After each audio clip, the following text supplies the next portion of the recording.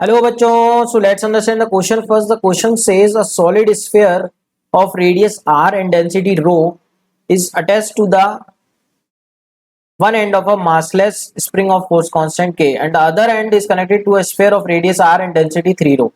The complete arrangement is placed in a liquid of density 2 rho and is allowed to reach equilibrium. The correct statements are. So बच्चों setup हमको दे रखा है, एक छोटा sphere है और एक बड़ा स्फीयर है इस तरीके से, और इसका रेडियस हमको दे रखा है आर और इसकी डेंसिटी दे रखी है रो।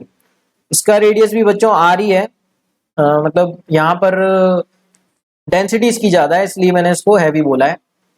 3 रो इसकी डेंसिटी, और इस पूरे सेटअप को बच्चों हमने डिप कर दिया एक फ्लूइड में। ठीक है, इस तरीके से हम मान लेते हैं पूरे सेटअप को हमने फ्लूइड में डिप कर दिया और फ्लूइड की डेंसिटी हमको दे रखी है 2 रो। ठीक है बच्चों, हमसे बोला है बच्चों सिस्टम इक्विलिब्रियम में पहुंच गया तो एलोंगेशन इन द स्प्रिंग कितना होगा एंड लाइट स्फीयर के बारे में जज करना है, इट इज फुली सबमर्ज और पार्शियली सबमर्ज। तो हमने मान लिया फुली सबमर्ज और चेक कर लेते हैं अगर इक्वेशंस करेक्ट आएंगी हमारी जो हमने माना है तो हम मान लेंगे इसको फुली या अकॉर्डिंगली हम उसको पार्शियली सबमर्ज जो भी होगा देखते हैं। तो यहाँ पे बच्चों हम इसका फ्री बॉडी डायग्राम बनाएंगे तो इस पे ऊपर की तरफ बायोन से फोर्स लगेगा एफ बी, और मान लेते हैं बच्चों स्प्रिंग में जो कंप्रेंशन या एलोंगेशन है डेट इज एक्स। तो हम मान लेते हैं यहाँ पे स्प्रिंग कंप्रेस हुई हमारी, एलोंगेट हुई ऐसा मान लेते हैं हम कितने से, एक्स अमाउंट से, तो डेफिनेटली इस पे स्प्रिंग फोर्स जनरेट होगा के एक्स। अब मान लेते हैं कि स्प्रिंग एलोंगेट हुई है क्योंकि ये हैवी मास है तो इसकी टेंडेंसी नीचे जाने की है, तो हम मान लेते हैं नेट स्प्रिंग में एलोंगेशन एक्स प्रोड्यूस हुआ जिसके कारण स्प्रिंग फोर्स जनरेट होगा, कंप्रेसिव टेंडेंसी होगी स्प्रिंग में इस तरीके से के एक्स। तो इस पे के एक्स नीचे की तरफ लग रहा है और इसका एक वेट लगेगा डेट इज एम। सिमिलरली बच्चों बड़े वाले पे हम इक्वेशंस लगाएंगे तो के एक्स ऊपर, बायोन से फोर्स इस पे ऊपर लेंगे एफ बी डैश मान लेते हैं बायोन से फोर्स, और वेट इसका नीचे डेट इज एम जी। ठीक है बच्चों, यहाँ पे एम स्मॉल है और यहाँ पे कैपिटल एम है क्योंकि इसका मास ज्यादा रहा होगा, इसकी डेंसिटी ज्यादा है बच्चों। दोनों का वॉल्यूम तो सेम रहेगा क्योंकि दोनों की रेडियस सेम है। तो अगर हम इक्वेशन को एनालाइज करें बच्चों नेक्स्ट स्लाइड पर, तो सबसे पहले हम फर्स्ट ब्लॉक के लिए फर्स्ट स्फीयर के लिए बोलते हैं लाइट स्फीयर जो है हमारा। तो बच्चों लाइट स्फीयर के लिए हमने देखा इस पे बायोन से फोर्स ऊपर है, स्प्रिंग फोर्स इस पे नीचे डेट इज के एक्स एंड इसका वेट नीचे डेट इज एम। तो इक्विलिब्रियम में बोल सकते हैं बच्चों बायोन से फोर्स को किसने बैलेंस करा होगा, एम जी प्लस के एक्स।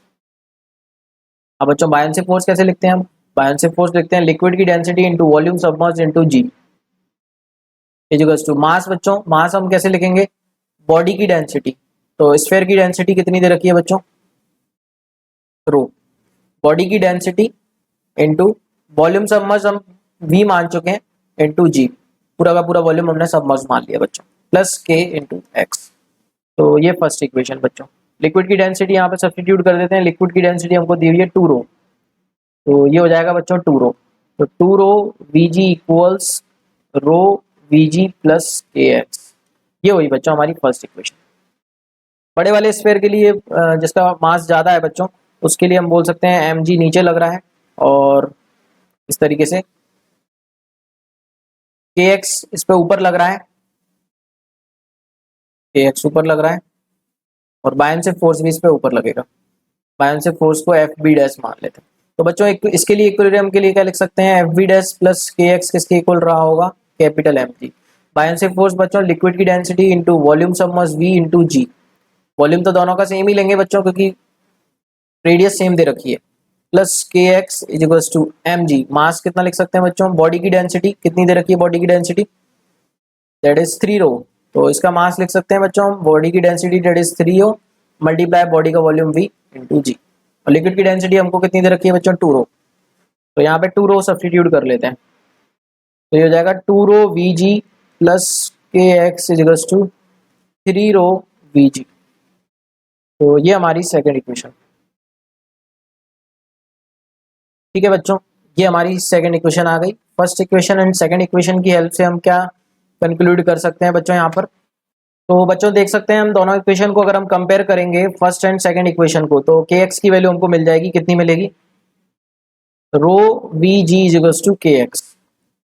देख सकते हैं बच्चों वैसे तो यहीं से मिल गई हमको 3 rho we G minus 2 rho we G करते तो के एक्स के इक्वल मिल जाता that is rho we ji is equals to के एक्स। तो बच्चों एक्स पूछे हमसे तो एक्स हो जाएगा rho we G upon K. Volume कितना लिख सकते हैं बच्चों, अपॉन के इंटू 4/3 पाई आर क्यूब। तो बच्चों चेक कर लेते हैं हम, 4 rho g pi r cube upon 3k should be the net elongation.